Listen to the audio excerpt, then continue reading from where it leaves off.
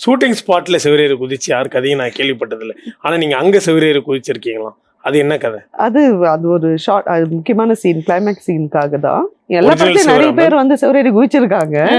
என்ன ஏறி குதின்னு சொன்னப்போதான் எனக்கு இதெல்லாம் நம்மளால முடியுமா, இதெல்லாம் நம்ம பண்ணுவோமா அப்படின்னு. ஸோ பண்ணேன். டேமேஜ் பண்ணா டேமேஜ் ஆகாம அவங்க பாத்துக்கிட்டாங்க. Okay, but original Sivaraman. ஆமாங்க, ஒரிஜினல் Settle ஆ இல்ல. ஹைட்டா இருந்தது. செட்டில் இல்ல. ஹைட்டா வேற இருந்து எப்படி மேம் அது? அந்த பக்கம் ஒரு பெஞ்ச் டேபிள போட்டாங்க, இந்த பக்கம் ஒரு டேபிள் போட்டாங்க. இந்த ஜேர்னில எனக்கு வந்து குவிக்கா அப்படி ஃபேம்க்கு போய் குவிக்கா எனக்கு ஃபேட் அவுட் ஆக வேண்டாம்.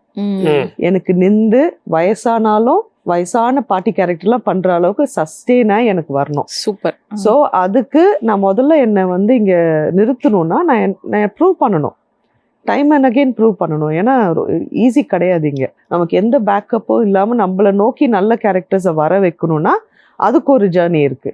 அங்க ப்ரூவ் பண்ணிட்டா இப்ப தானா வருது பாருங்க என்ன நோக்கி. நான் எந்த இது வரைக்கும் டே 1லேருந்து இப்போ வரைக்கும் எந்த படத்தையும் தேடி நான் போகல.